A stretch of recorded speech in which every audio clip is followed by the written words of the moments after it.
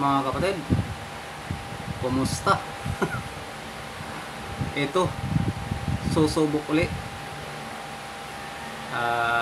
Parang hindi linya sa akin yung isa. Kaya dito muna.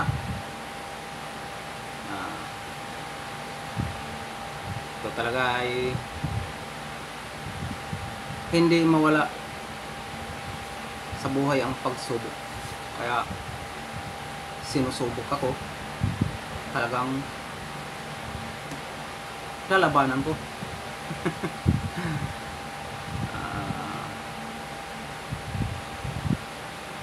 Ito ang bago ko po ngayon. At sana po tulungan niyo po ako. Ano rin to? Pangarap. Kasi ako dati nangangarap ako na umangat-angat ang buhay ko. Wala namang masama sa mangarap, diba? Ako nga, pangarap ko nga dati, binatap ako na sana po ako'y magkapamilya, 3 lang ang magiging anak ko. Alam niyo kung bakit? Ang gusto ko sa mga anak ko, makatapos ng isang doktor, isang abogado, saka isang pulis. At sana po ay matupad. Alam niyo po bakit? Yun ang mga pangarap ko sa mga anak ko. Kasi kaya doktor ang isa kong anak ng pangarap kong matapos niya. Dahil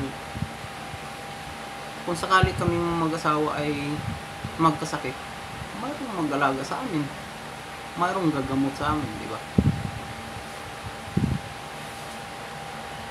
At abogado.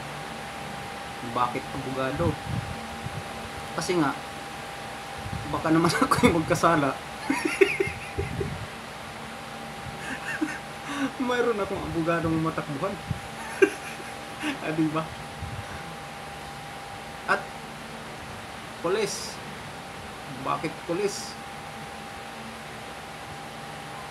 At kung ako na may magkasala sa batas, ang anak ko naman ang huhuli sa akin. Baka naman gagawin ng katulad kay Nuiska. Ito na lang po. Bahala na kayong humusga. Bye-bye!